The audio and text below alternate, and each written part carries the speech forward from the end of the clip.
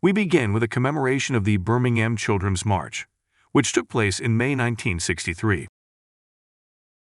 Good morning. Good morning. Look, the foot soldiers are louder than these students. Let me try this one more time. Good morning. Woo! How's it feel, Birmingham? One more time. How does it feel, Birmingham?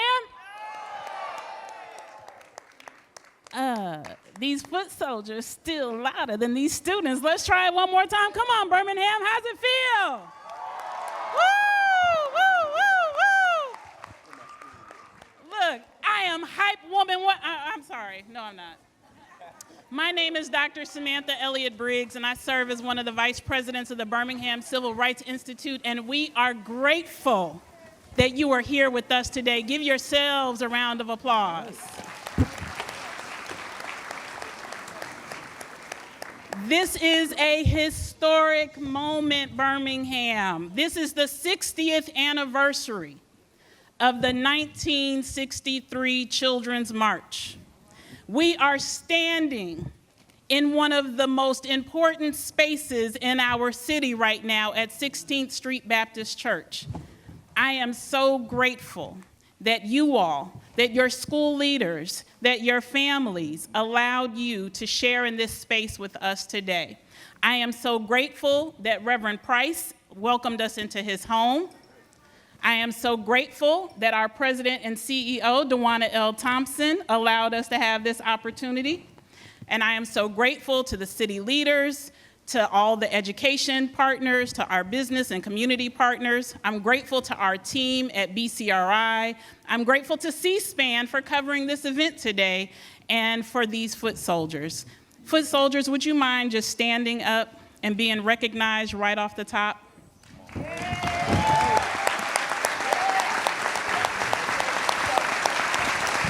Come on, Birmingham, y'all can do better than that. Let's stand up for these foot soldiers. These people put Birmingham on the map. Without their efforts, you all won't be able to do what you do today. Please, get up on your feet for these people. These are your elders.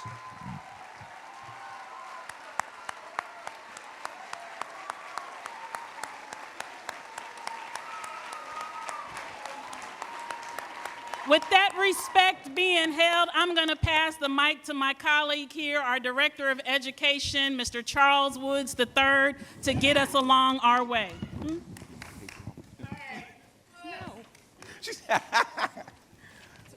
Point out the QR codes. Okay.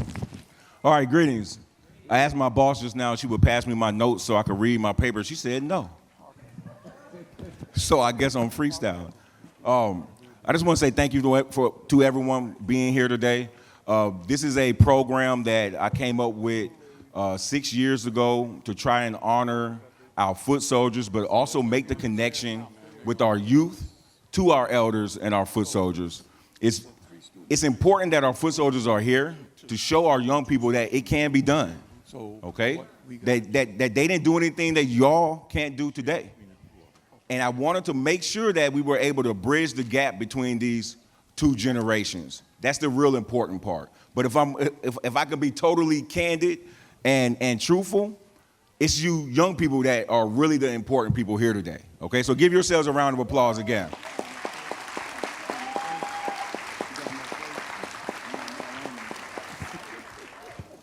If you have not been to the Birmingham Civil Rights Institute, you all need to come.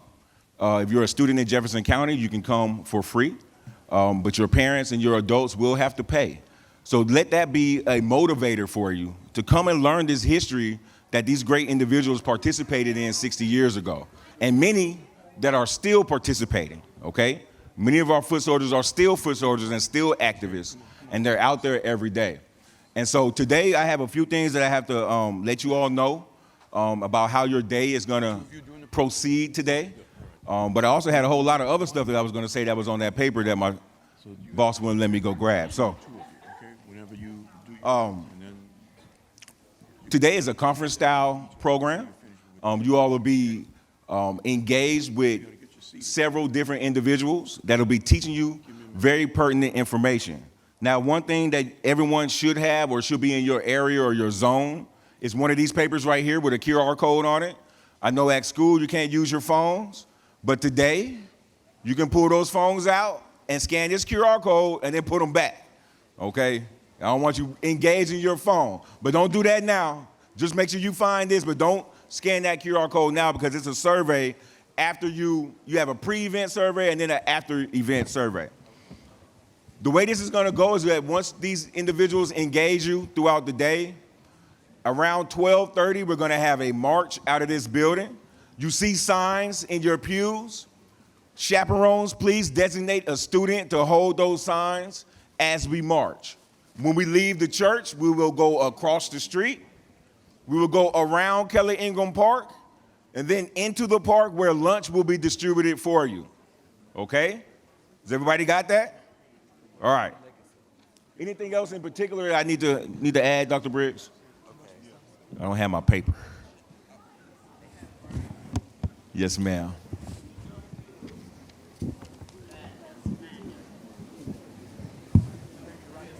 So one thing that I will add is those QR sheets should be in the pews, not in your bags. And they are shareable. They are not one per person. So once you scan the codes, pass it to your neighbor and make sure that they have scanned their codes. An additional note would be take your pre-survey before we get underway with the program. So that's the first one on the sheet. And then a third note that we need to emphasize, in your bags, there is a National Park Service resource booklet. There are pages within that booklet that are related to the Children's March. Between now and the time that we're in the resource fair, if you complete those pages, you can turn it in to our Park Service, our park ranger, for a junior ranger badge as well as a t-shirt. So that's just something to keep in mind. But you have until about 2 o'clock to get that done. So. All right. Next up. All right, last thing I'll say is that myself and my colleagues, we have a very special job. This job that I work every day is my dream job. It's something that I've thought about for many years, and I get to teach young people every day about the history that's so important to me. And so I just wanted to add that my colleague, Mr. Barry McNeely and Dr. Briggs and others, we get to educate the present about the past in order to enhance the future. And that's why we're here, and that's what this is all about. And so thank you. Coming up next, we have Mr. Paul Nix. He is author of You Have to Be Prepared to Die Before You Can Begin to Live. Wait, I'm sorry. I'm jumping in the program. I'm sorry. Next, we have bringing welcomes the pastor of this church, Reverend Arthur Price. Thank you.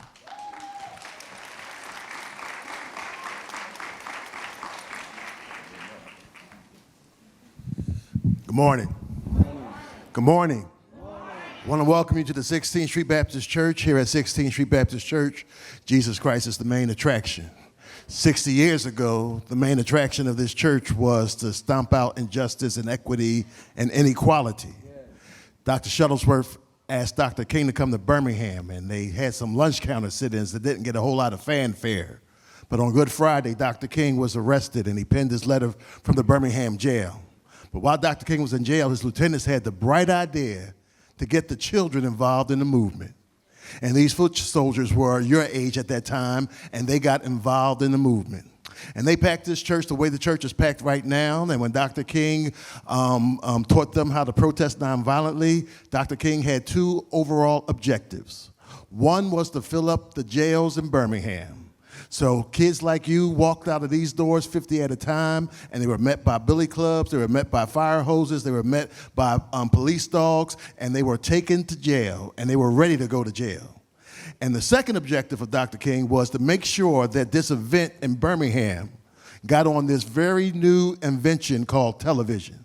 Because in 1963, there was no Facebook, no Snapchat, no Instagram, so they made sure they got it on television.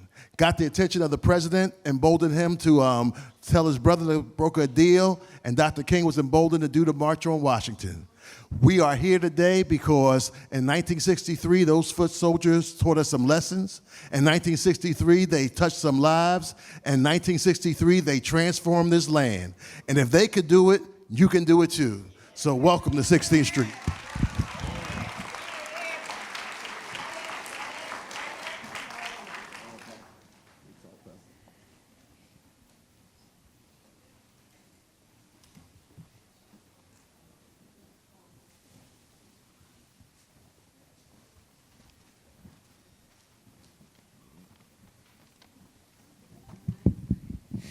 are we? I'm going to come up here. Morning, everyone. My name is Paul Kicks. I'm the author of You Have to Be Prepared to Die Before You Can Begin to Live. 10 weeks in Birmingham that changed America. I am white. My wife is black. I come from rural Iowa. My wife comes from Houston, Texas. Why am I here today to talk with you all about what happened 60 years ago this week? It's very simple. Everything changed in America because of the spring of 1963. That was a message that my wife and I first tried to relay to our kids. And maybe the best way for you all to understand why I wanted to tell this story now, why I'm here, let's go back to another image in June of 2020.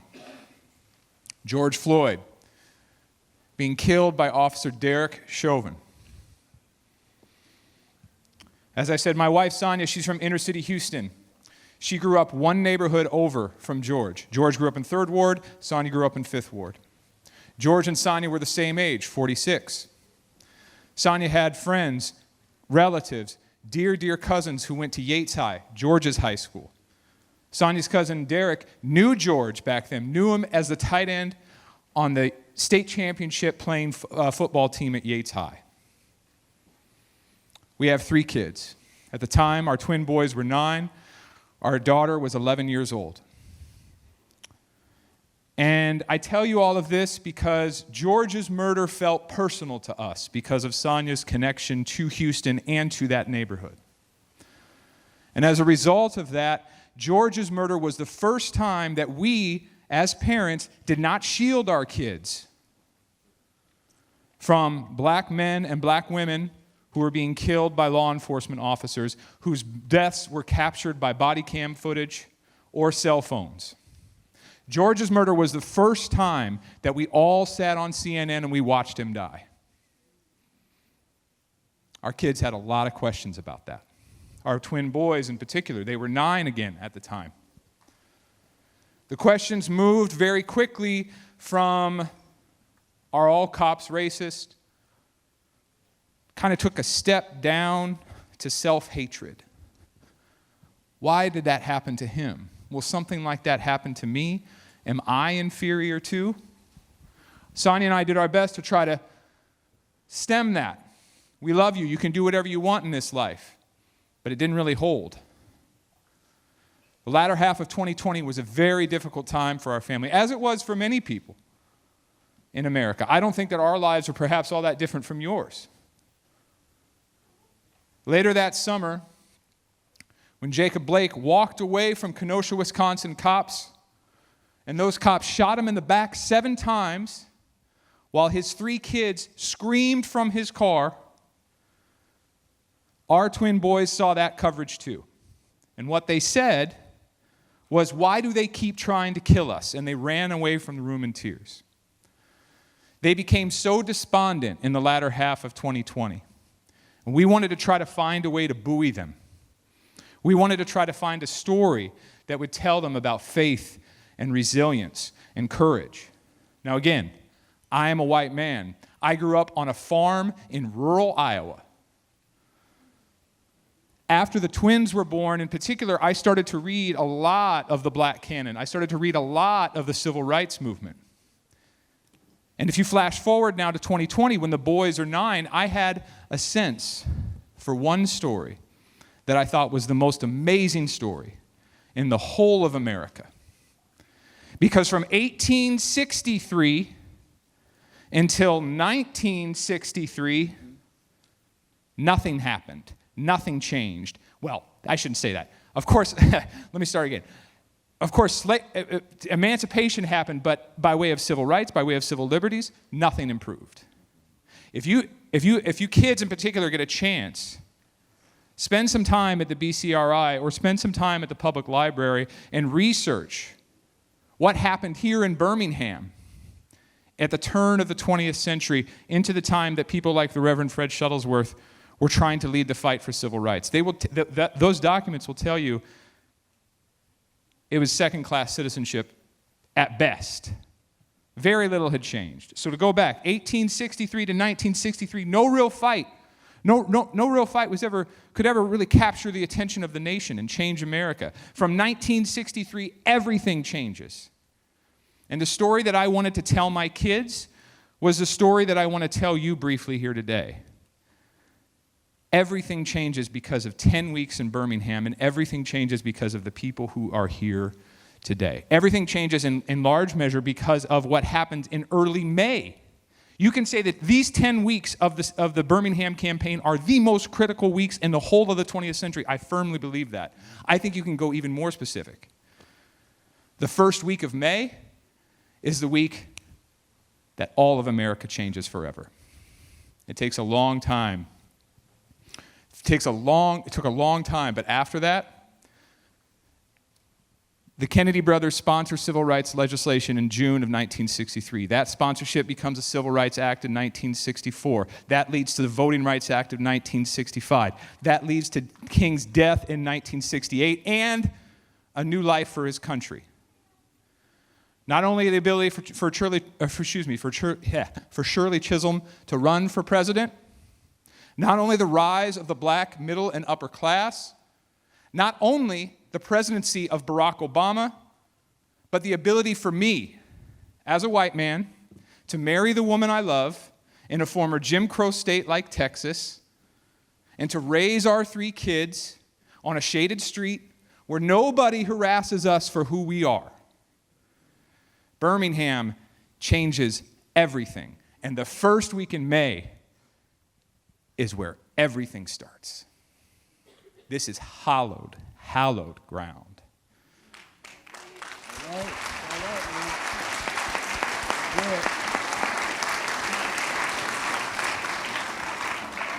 There's just a few other things that I want to share because we've all seen the footage of Birmingham. You have seen those grainy images of what these foot soldiers did. But I want to try to contextualize this just for a minute if I can, especially for the kids here today. Because this is a discussion that I've now had with my own teenage children about what these people did when they were your age. Let's actually start with the fire hoses.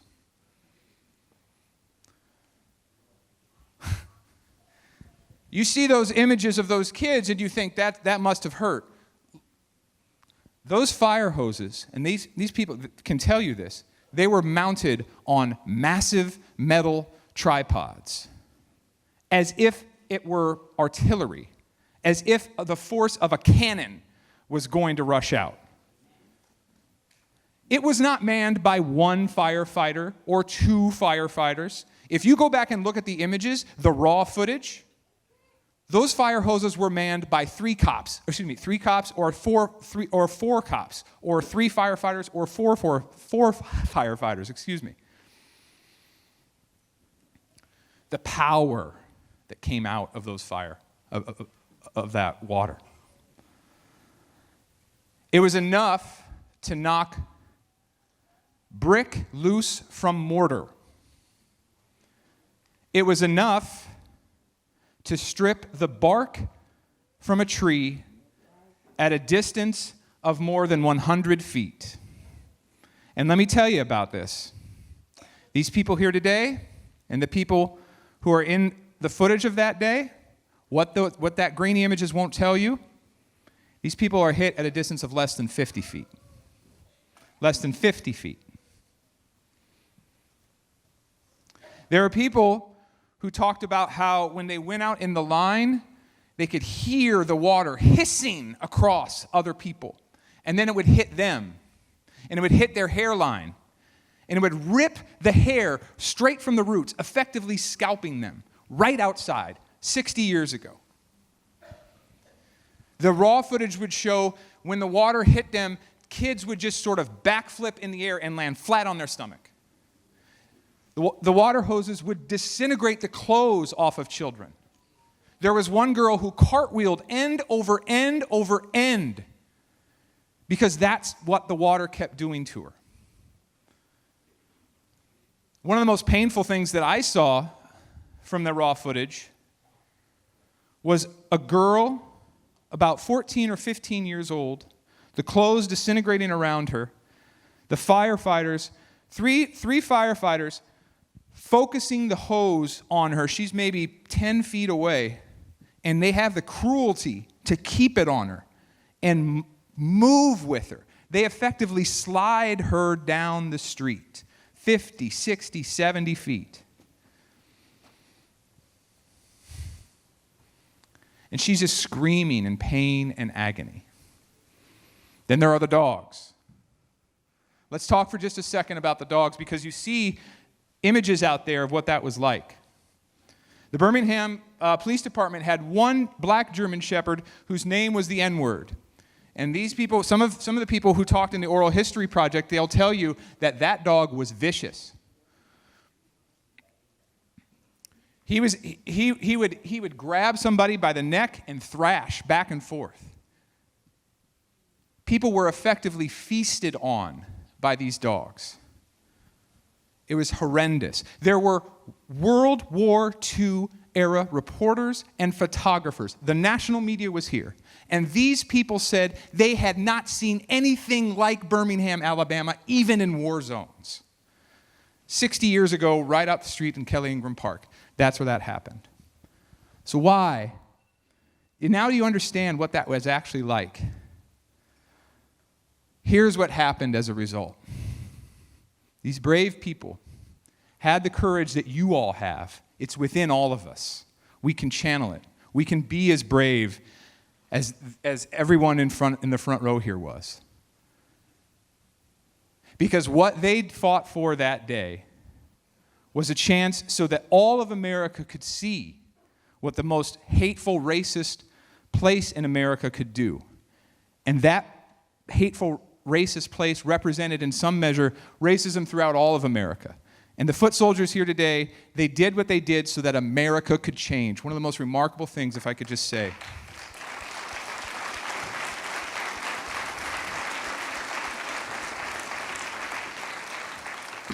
I just want to say in closing that reading through the oral histories, I spent a tremendous amount of time over the past couple of years reading through all the oral histories of so many of you.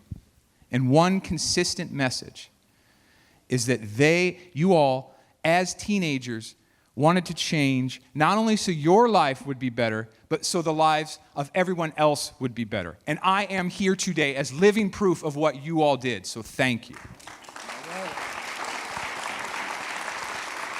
Thank you all.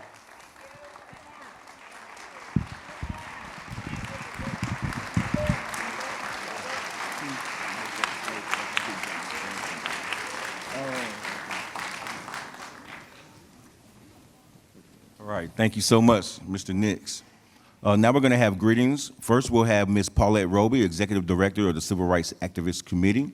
Directly following her will be Councilman J.T. Moore. And then directly following him will be the President and CEO of the Birmingham Civil Rights Institute, President Dewana L. Thompson.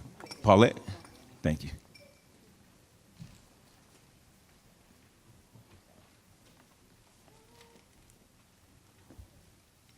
Good morning. And welcome as we gather here today to commemorate 60 years of the Children's March. On these very steps in May of 1963, more than 1,000 African American students left this church to march into downtown Birmingham, and hundreds were arrested. These children was marching for the right to live in a desegregated city where they did not have to fear being blasted by fire hoses and attacked by police officers and dogs.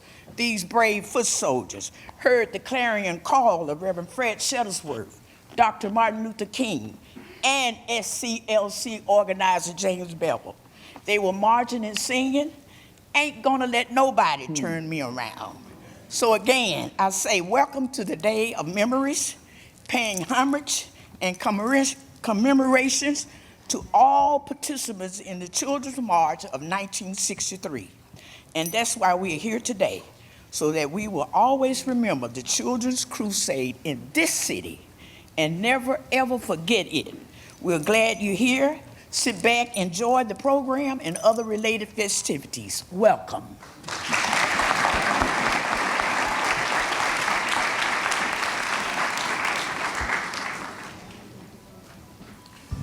Good morning, how y'all doing? Oh man, y'all gotta give me more energy than that. Good morning, how y'all doing? Okay, all right, I love it. So this morning as I prepared for this event, I was reminded of a Sunday school classic, This Little Light of Mine. I'm gonna let it shine. Now I'm not gonna sing for y'all because I don't wanna get put out of here. I don't want y'all to put me out. But now that I'm an adult, I realized that it really was just a call to action. That song was for us to know that everywhere we go, we should let our light shine. Even in democracy's darkest hour, we should let our light shine, right? But you may be asking, well, what does that mean? How do I do that? Well, I'm glad you asked. That means that you should have the courage to do the good that God has placed in your heart to do. Have the courage to do the good that God has placed in your heart to do. Letting your light shine is always going to be connected to serving others, to serving people. Who does your heart go out to? Who do you have compassion for? Who struggles pull on your heartstrings? I'm pretty sure you have some folks that you can identify as I say those things. Those are the ones that you should speak up for. Those are the ones that you should fight for. In moments where we have disenfranchisement and people who are oppressing and belittling, those are the times that you raise up and that you challenge the status quo. All right? And so, because that's what the sons and daughters of this city did in 1963. That's what I teach my daughters to do every day.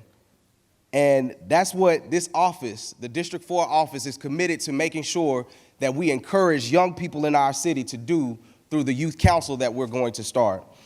In 1963, they let their light shine through their songs, their sacrifice, and their steadfastness. And we all share responsibility to do the same thing in some way. Through the youth council, we're working to ensure that Birmingham High School students are civically engaged and possess a deep understanding of how their collective power can transform communities and the world, just like the foot soldiers did in 1963. Listen, I want you all to know your voices have power and you can make a difference right now. Right now in this moment. Right now there's a young dynamic gentleman by the name of Ethan Hill, who started up a nonprofit organization because he felt the need to service those who are dealing with homelessness and to feed them. He did that at the age of 6. At the age of 6. I say that because I want you to know that you are never too young to make a difference. You're never too young to have an impact. And these foot soldiers are evidence of that today.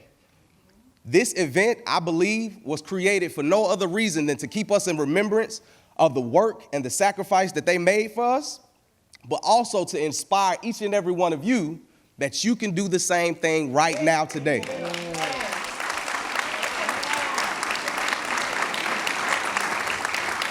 So in closing, I'll just say this to the foot soldiers: thank you all so much for your work, for your service. Thank you. Thank you. And to the young people here today, you are not up next. You are now. So let your light shine. Thank you.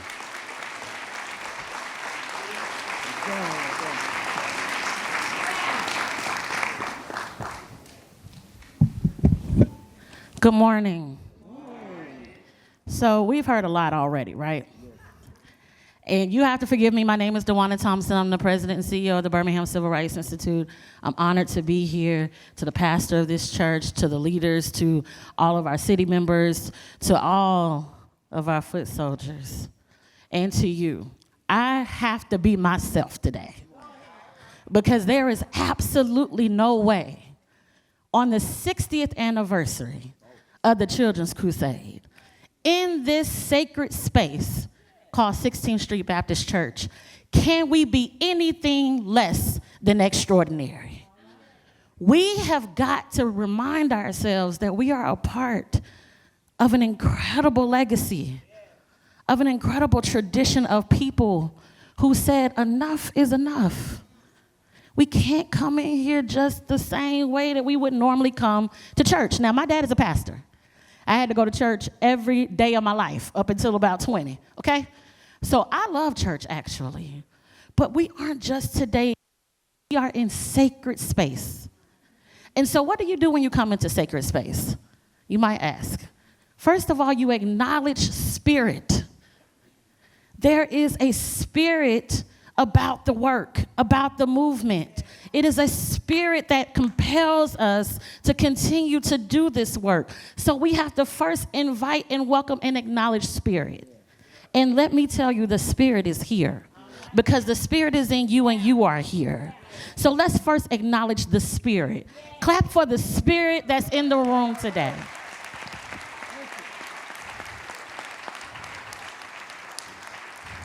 What do we then do? Now that we've acknowledged spirit, let's go back to what the tradition told us to do. When you came in this space, you can imagine there is all kind of things happening. Homes are being bombed, businesses are being attacked, bodies are being attacked, and you're coming into a space trying to get strategy. You're trying to get on one accord. You're trying to understand what to do next. Spirits are all over the place. People are concerned. People are afraid. What do the elders tell us to do during that time? They said, let's sing together.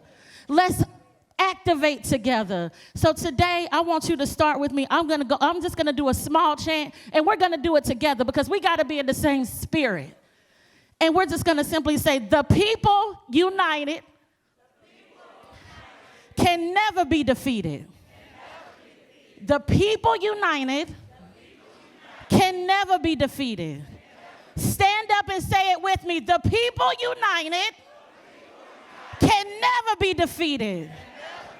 The people united can never be defeated. The people united can never be defeated. Hands up. The people united can never be defeated. Last time, the people united can never be defeated. Let me hear you make some noise up in here.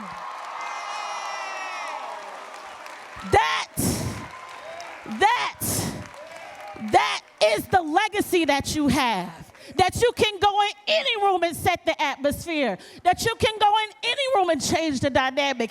You are the change you've been waiting for. They told us that. They showed us that. They did that. How dare we come in here and not think we are anything less than extraordinary? So, welcome today. Because we have a rich history. We have a huge responsibility.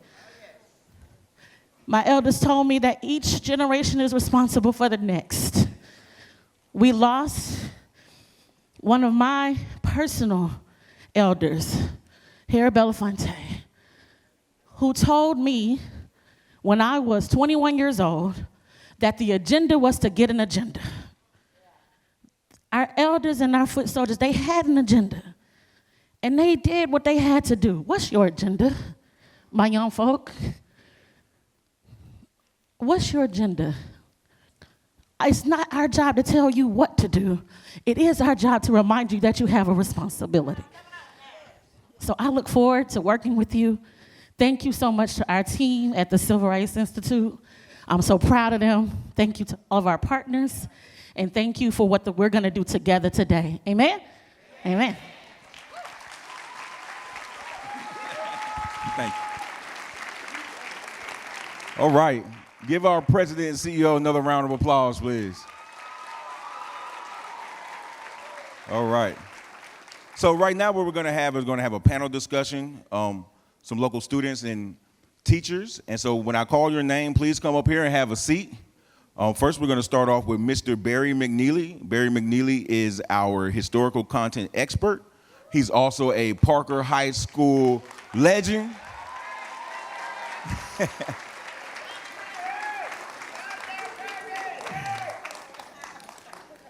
All right, next we're gonna have Bishop Calvin Woods. He's retired clergy, retired guidance counselor, retired bishop, and also, all right, make sure he gets up here safely.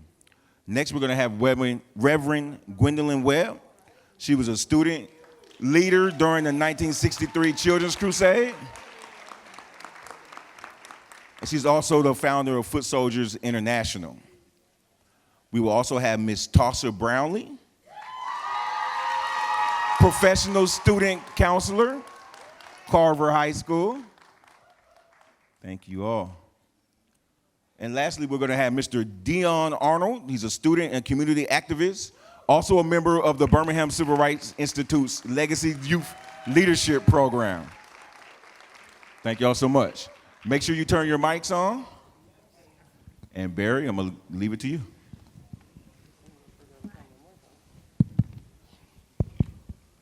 Good morning.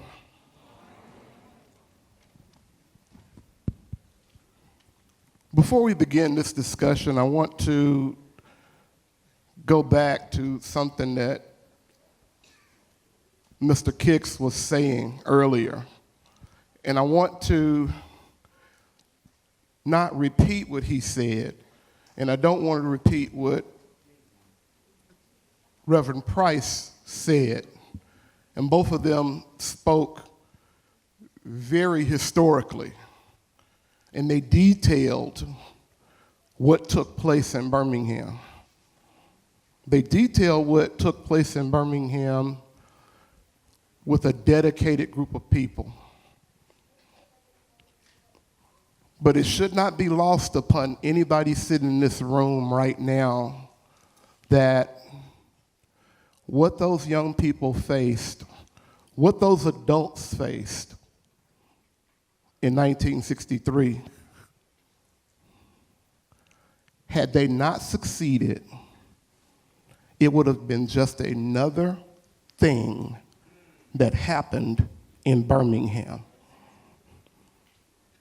Eugene Theophilus Connor was in power in this city from 1937 to 1963. There were people that spoke up. There were people that protested. They got their homes bombed. They lost their lives. In the first 2 months of 1946, there were 6 uniformed African American veterans that came back from World War II, charged up with the Double V campaign. You see, African American servicemen and women couldn't settle for one victory. They had to have 2. Not only were they taking on Hitler and Nazism, they were taking on Jim Crow and racism. When they stood in the streets of Birmingham to encourage people to register to vote and to overcome segregation, 6 of them were executed in Birmingham, Alabama, in the streets by the Birmingham Police Department. If those young people could not have withstood the withering assault that was brought to bear upon them, it would have just been another thing that happened in Birmingham for decades. So when we hear what they endured, let's not miss the fact that the machinery was ready to move on. They broke that machinery. They disrupted that process. And that's why they are heroes.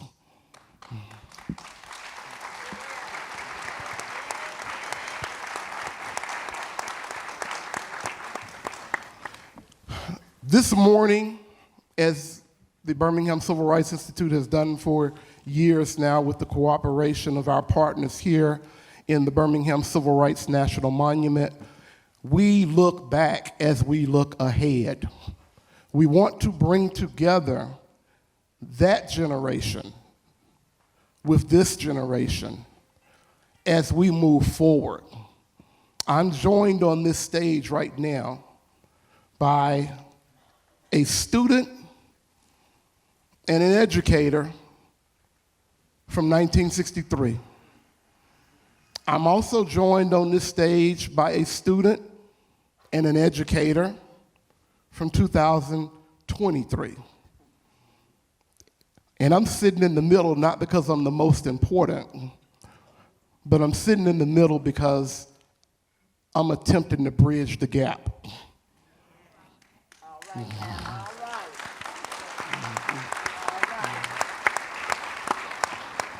And so I'll start out by simply asking each one of you to speak to the importance of being here in this moment.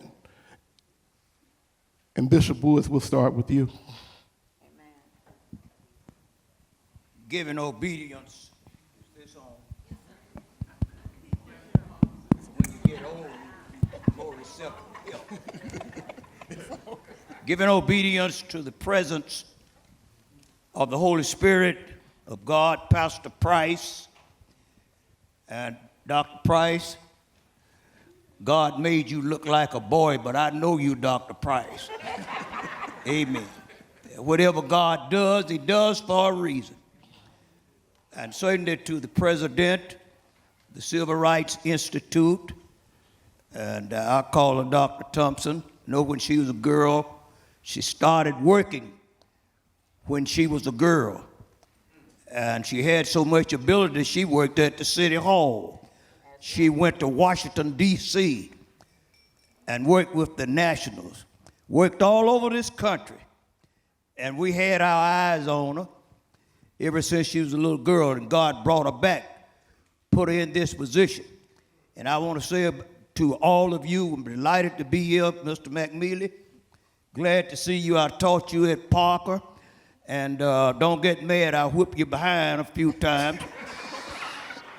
Not because he was bad. He was one of the better students to go through Parker High School, but he stayed late nearly every morning. And I'd whip him to try to keep him, sending him home. And went on, and his mama got him a car to keep him from being late, and he got worse with that car. He has a spirit of altruism, the love for God and the love for man, and he'd be late then picking up other folk, trying to get them to church, to school on time. I'm glad that God has spared all of us to be here. Happy to see these foot soldiers. I remember when they were young. I think I'm probably old enough for some of their fathers, but many of them made dynamic contributions. I could call many names, know practically everybody's name here, so they are not lying. They are not just here and with their lives so you can hear them witness what happened. They are the witnesses. They are the witnesses, the ones who stood up and went through what that man said. They went through what our president said. They went through that action. Many of them got beaten. Many of them got put in jail. But they didn't let, as the brother say, I won't sing, ain't gonna let nobody turn me around. They paid the price because they were chosen by God. I'm not gonna talk too long, but it was, don't clap me down now. You know, when you get old, you can get by with some stuff. So let me talk. It was here in Birmingham because of these people, the foot soldiers, and others who've gone on, that the Civil Rights Bill was born in this nation. The brother talked about it. The Civil Rights Bill came out of Birmingham, right here. The Public Accommodations Bill for this nation. came out of Birmingham. Right here. Talked about laws changed with the personnel board. We didn't have anybody in City Hall, county courthouse. It came out of Birmingham. These folk and others who walk with them. God let y'all live so folk can see you. And God ain't through with you yet. He said, be faithful unto death. Keep not only that. You all know about the Selma to Montgomery March. We planned it here. Yes. We first discussed it here over there in the A.G. Gaston building. Yes. So Birmingham, God used Birmingham. And as I close, I'm going to tell you something. God has a purpose for the foot soldiers, purpose for everybody. Not only does he have a purpose, he got a plan. Young folk, God got a plan. He said, a little child shall lead them. Except you be converted and become as a little child, you shall not enter the kingdom of heaven. Not only has he got a purpose, he got a plan. He got a pace for you. You may not all move at the same pace. Yes, sir. But he got a pace for you. Yes, sir. And not only has he got a pace, I want you young folk to remember this. He got a person for you. These foot soldiers, if you listen at them, they can tell you what they've been through and how God used them. God got a person. I don't care who you are, what position you have. God had somebody, a person in your life, did things for you. You might not know it, but you didn't make it by yourself. That was a person who cared about you. Probably who helped open doors for you don't know nothing about. Yes, sir. And one of the greatest things that helped these foot soldiers, they know I'm not lying. And you know it to us to move forward in the face of tyranny. Talking about terrorists. Birmingham was infested with terrorists. More bombings took place here than any place in the world. It was called the Johannesburg of the South. Many people died. Years ago, they looked on the books and only over 90 bombings had never been solved in this city. Oh, God stepped in. God stepped in. And what I can say now, because of how, the people of God stood up. You know, I'm getting old, might not be able to say this no more. But I just want to tell these young folk the credit. Even though we had a lot of Bull Connor, the police commissioner, white, other folk, everybody didn't go along with them. We had a few whites working with us from the inception of the Christian movement here in Birmingham. Come on, Bishop. I want to just tell the truth. And I'm going to call 2 or 3 names, and I wouldn't embarrass some folk. One named Judy Hand. She's a white woman who stood up very courageously, very young. Not only Judy Hand, but Diane McWhirty, who became a great book writer, wrote Carry Me Home and all of that. I could name some other people. That Reverend Jemison, I'll name a white preacher who was here working with us. Working with us, he stood up so courageously, he had to get out of town. They gonna kill him for working, said with them niggas. Gonna kill him, the police commissioner charged that. They were looking for him. Y'all know what we did? We had to put him in a casket. Put him in a casket. Put him in an ambulance. We had to slip him out of town. And he stayed gone until 3 or 4 years ago. He came back, but God called him home. Our movement was a Christian movement. Dr. Fred Shuttlesworth, God used him. I want to say this right now. Y'all see where the Civil Rights Institute is across the street over there? That's where he held his first organizational meeting. It was the A.G. Gaston Fuel Home Business Office. It was a 2-story white fuel home office. Up there, insurance and sold insurance. Little did he know, little did we know that the center of attraction would be right there. Now the civil rights movement, God chose that place. May God bless you. These are not ordinary times. Y'all excuse me, I'm not going to speak in ordinary terms. We still got a job to do. Young folk, and we can't finish the work until God gets through. We got to continue to stand up against injustice. I heard Dr. King say this, until every remnant of disenfranchisement, of intimidation be eradicated from the face of the earth. And when the portals of glory open wide, young folk, God got a job for you. And when heaven gates open wide, these foot soldiers, Dr. King, Dr. Shuttleworth, all of those who labored to help to make Birmingham different.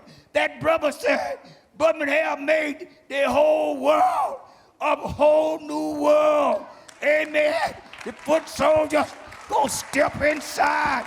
God gonna say, well done, well done. Wow!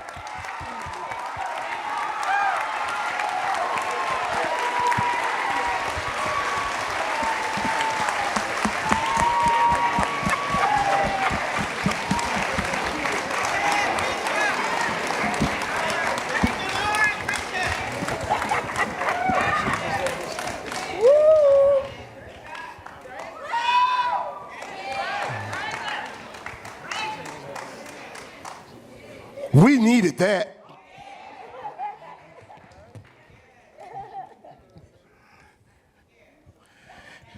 Yeah, you gotta follow that. How do you feel being here, given that torch? That was my teacher and guidance counselor. Now you're a teacher and guidance counselor. How do you feel? Good morning, everyone. Okay, let me just say this to all the young people in the room, because that's where I'm in my element talking to you. If I can be sitting here, and I am so honored to be here, by the way, as an educator of Birmingham City Schools.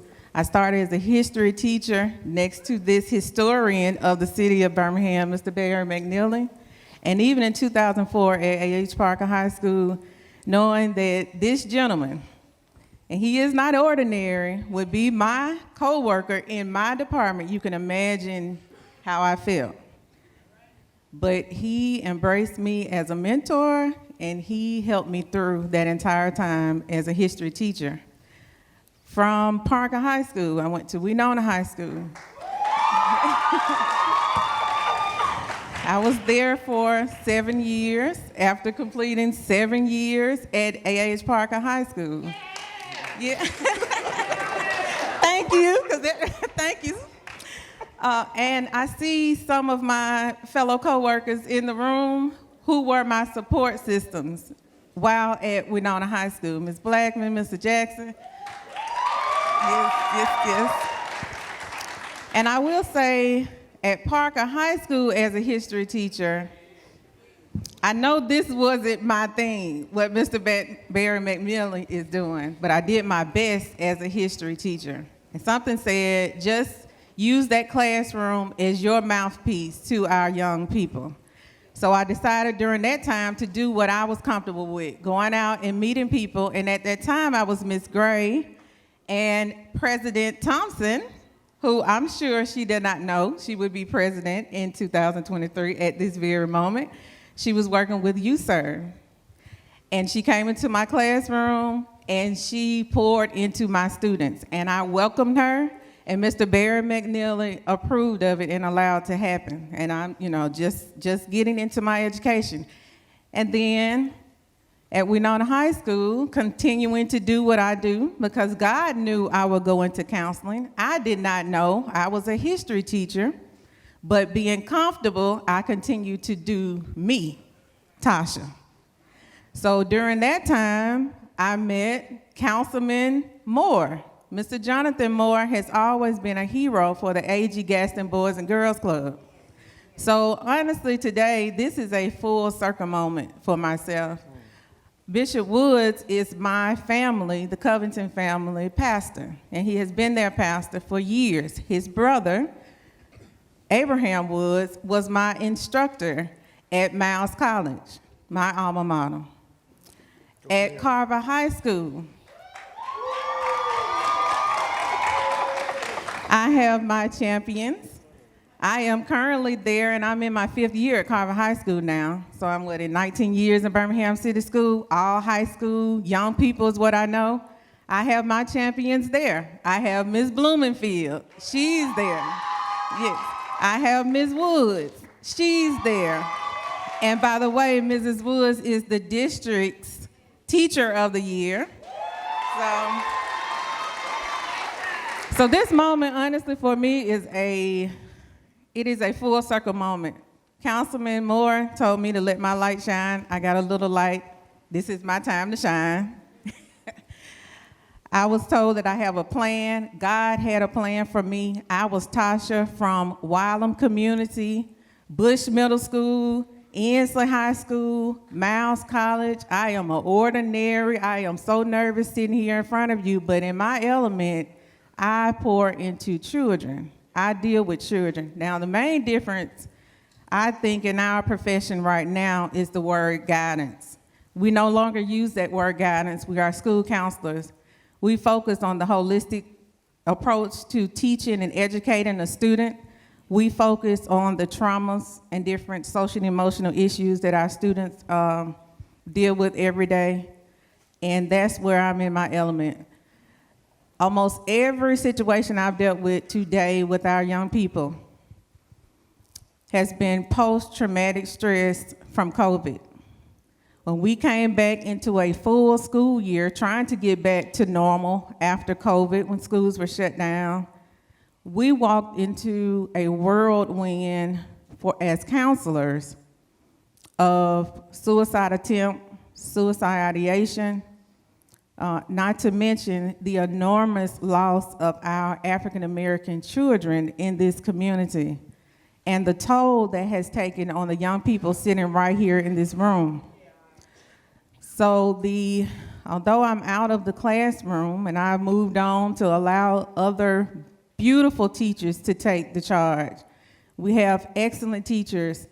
We have Ms. Steele here from Carver High School. We have Ms. Atkins. I think I saw Ms. Crawford.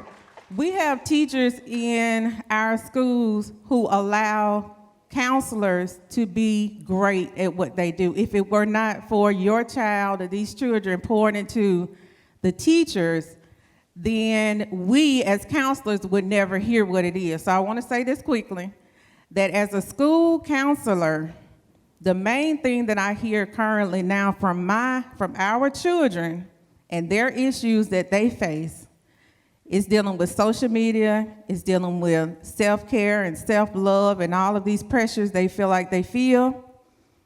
Not they feel like they feel, that they feel, excuse me. And it's also dealing with us. We don't listen. And listen, I said I may find another seat because a young man, he might get me. I don't even know this young man, but God he set me there for a reason. While waiting for this to start, the young man was pouring into his friend.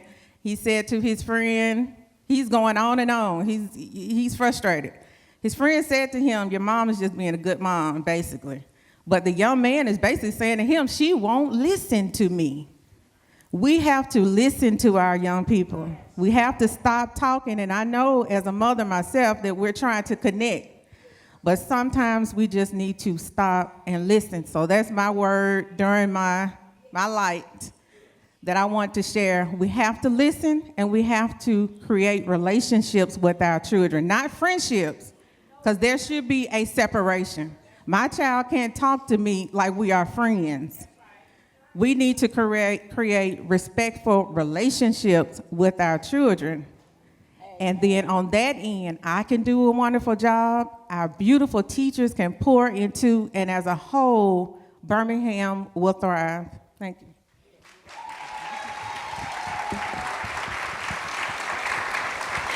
Tasha, thank you so much for acknowledging the educators that you have worked with. I want to take a moment of privilege and ask all of the educators to please stand up.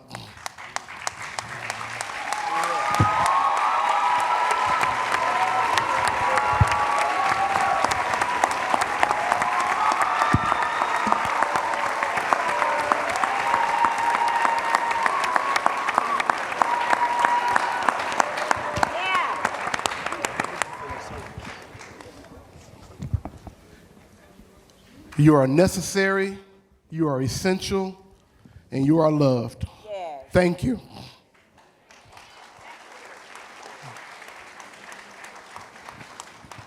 Now, we started to my right with educators from 2023 and 1963. Now we're going to go to my left, and we're going to go in the same order. We're going to speak to a student from 1963, and then we will speak to a student from 2023. Reverend Webb.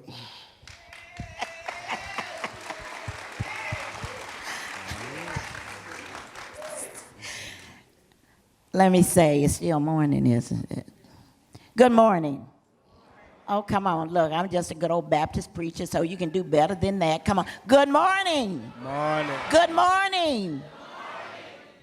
First, giving honor and glory to God, who is my life, to this dynamic pastor, this great pastor of this great church, Pastor Price, to all of the preachers and pastors that's out there. Would you just take a moment and stand, please? Come on.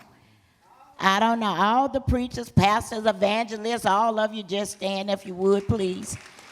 And let's acknowledge all of them, please.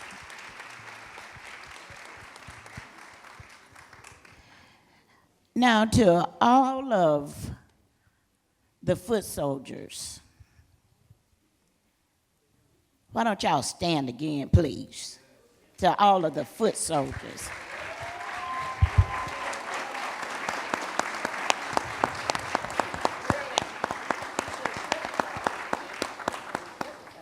Okay. Now, who will really, okay, you may be seated. To all of you, when I looked around in here in 16th Street Baptist Church, now there's one thing that is all about. Now, to all of you young people, I want all of you to quietly just stand up. Take your rightful place. Stand on up. Come on, come on. Stand. Stand up. Stand up.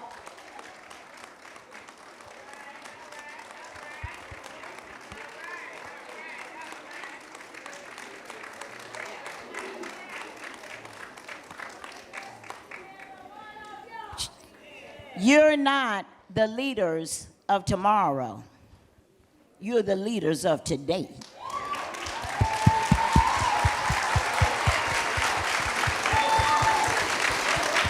You're the leaders of today. You may be seated. And you know, every time I look around, I have not stopped traveling and teaching and marching and fighting for all of you, all of us. And there's one song that comes to me real quickly, and I'm going to stand up, speak up, shut up, and sit down. But I want you to chime in with me. If you don't know it, just follow. We ain't gonna let nobody. Now, I know some of the educators may look around and say, oh, that's not correct English.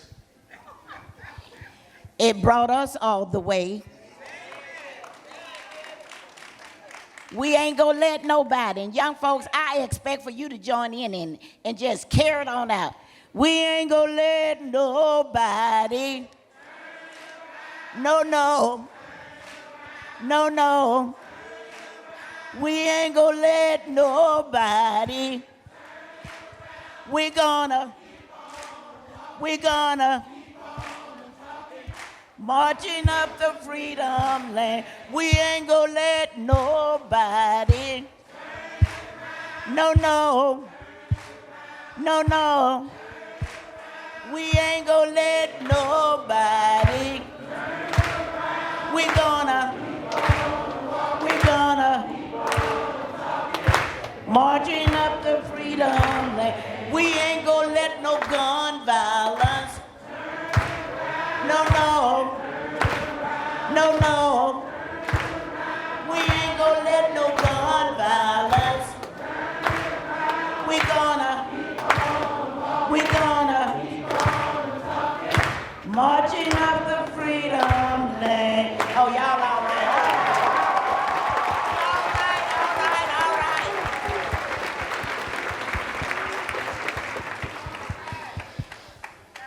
right. Look, to my daughter right here. This is one of my babies right here. When she was a little baby. Now she's a little baby. But she's a grand leader. Give Miss DeWanna Thompson a great big hand.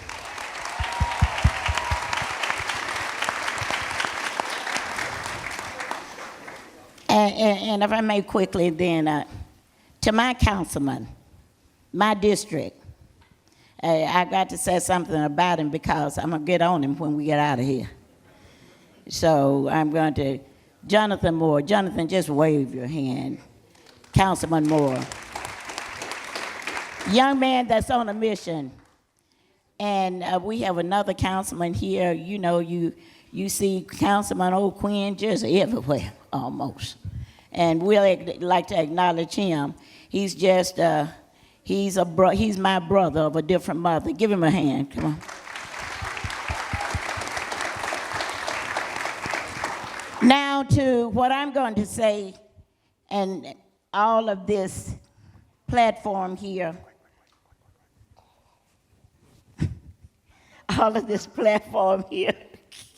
you know Barry, he don't like for you to talk about him, but this is a great young man, great leader, great teacher, great educator. And this is one of my babies here. He just been up here having himself a good time.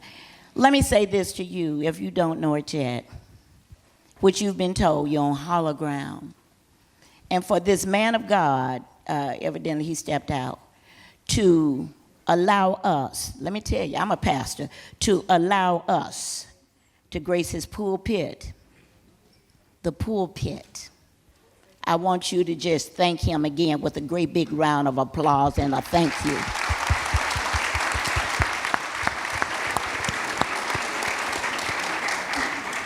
Once again, we're thankful. He brought me all the way from 1963 as my councilman and Councilman O'Quinn, they think they slick, said, how old were you, Pastor Webb?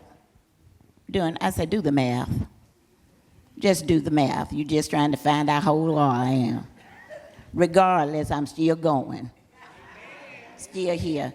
Now, we're thankful to all of you.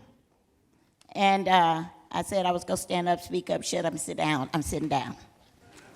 Thank y'all.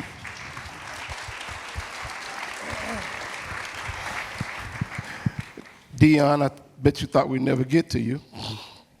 I knew. How do you feel to be in this moment? But even more, you were recognized just recently in the Birmingham Times and AL.com for the work you're doing.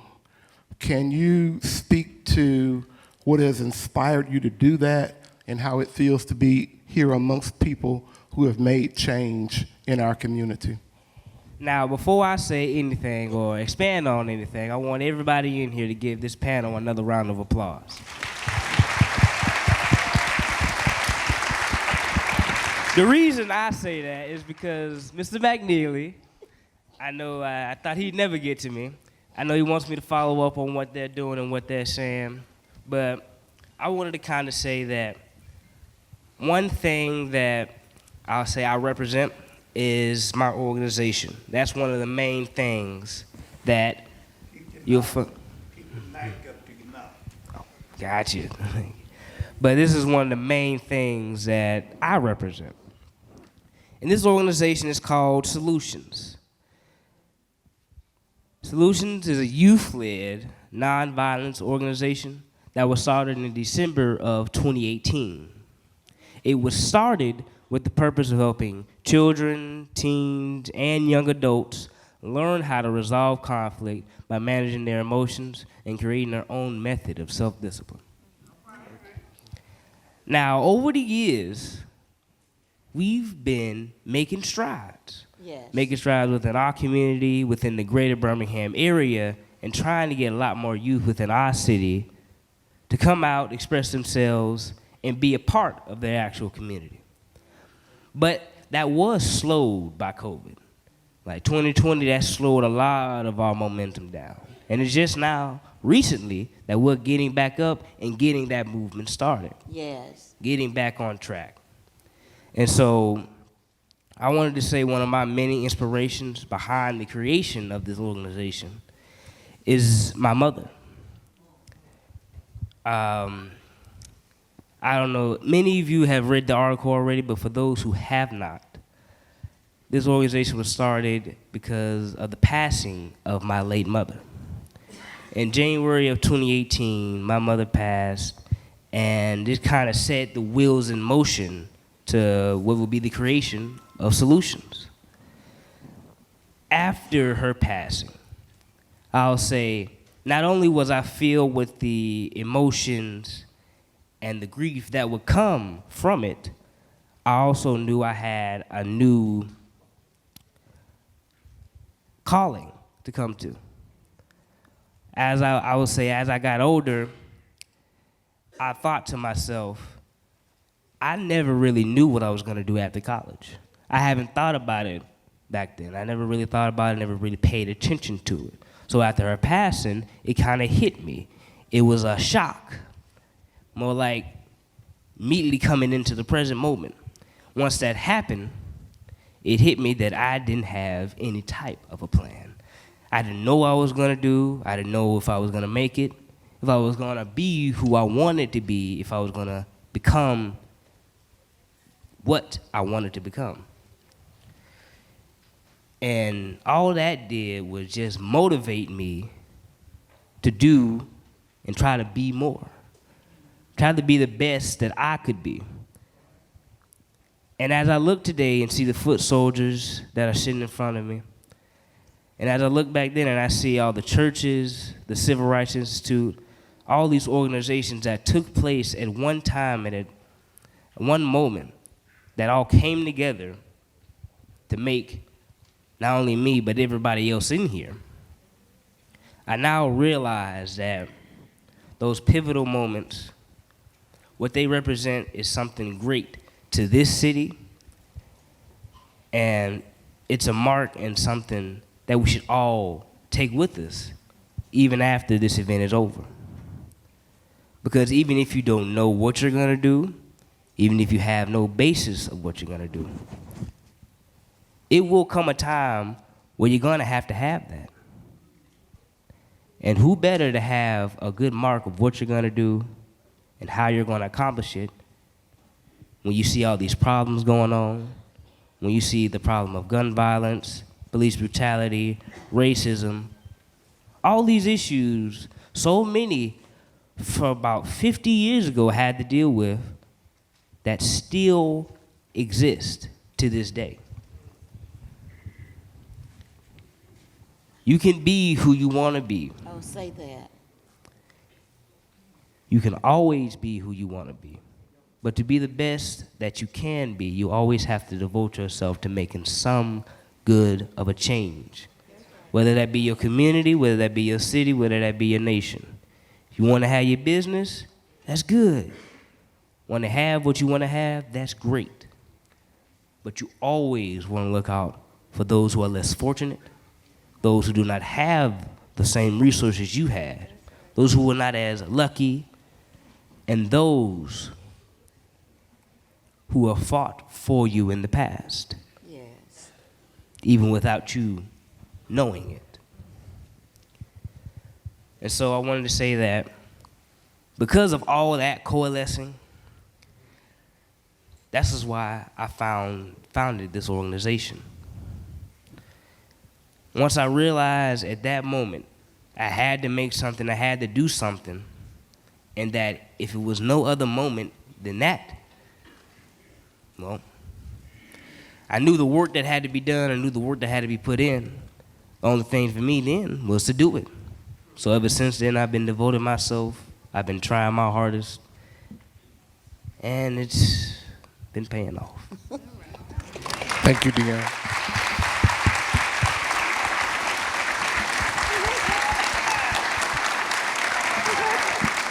Now, I don't know for how long, though. I don't know for how long. So I'm going to make it count for however long it's going to be. But I want to end it off by saying, no matter who you are, no matter where you come from, there are always going to be those who are more lucky than you are, who are more fortunate than you are, who have a whole lot more. But then, if you get up to the same platform, if you have your opportunity, you need to go out and take it. You need to go out and use it the best way you know how to. Because if you don't, somebody else gonna come and get it.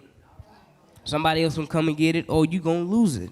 And you may never have that same opportunity again. And then once you reach the top, once you become the one that everyone sees, everyone admires, what's gonna be the other person's excuse? They had all the resources. They had what they were gonna do. They had everything, but you didn't. And yet you reached it. Yet you went to the top. So now what they gotta say. Thank you, Deon.